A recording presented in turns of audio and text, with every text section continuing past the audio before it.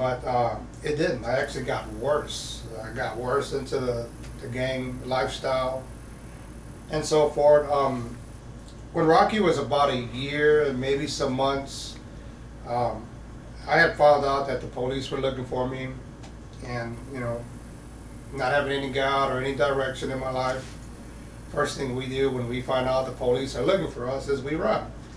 So I grabbed my son, jumped on a plane, and I took off. But I didn't realize that I was taking me along with.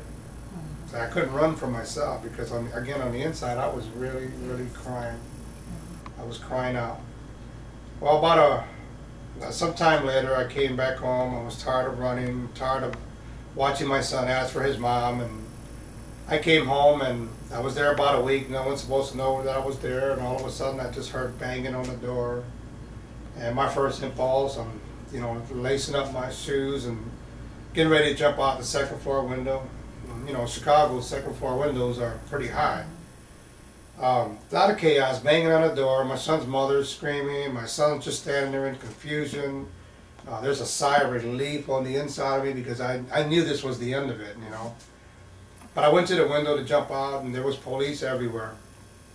So I told my son's mother, just open the door. So they came in, had a warrant for my arrest, took me in. This was actually Indiana, Crown Point, Indiana. And I was put in a maximum security unit where there was only 10 men to a cell, but there was only 5 of us, which meant I had my own cell.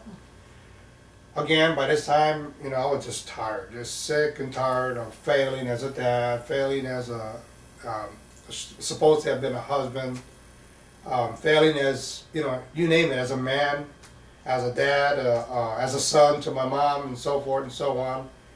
And I was just at the end of my rope.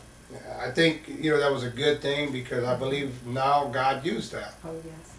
So, being locked up in a place I really didn't know, and I really believe that God was behind it, because had I went to Cook County Jail with all my guys, I would have just fit right in there. But here I am in Crown Point. Didn't know anybody. And I remember when I went in there, I seen a writing on the ceiling that said, trust God. And I really didn't want to have anything to do with God because I think I had failed God far too many times. And I met this guy, and he had a knife. He showed me that he had a knife, and he said, Rocky, if you ever need this, you come and get it. And a light went off in my mind. Okay, this is my way out, right here. So this was going on for probably about a month. And at the same time, I just felt a tugging on my heart that God was calling me. Didn't want nothing to do with God. And I kept even fighting within myself, telling God, no, I'm not calling on you. This time I'm not calling on you. So I made a decision to commit suicide.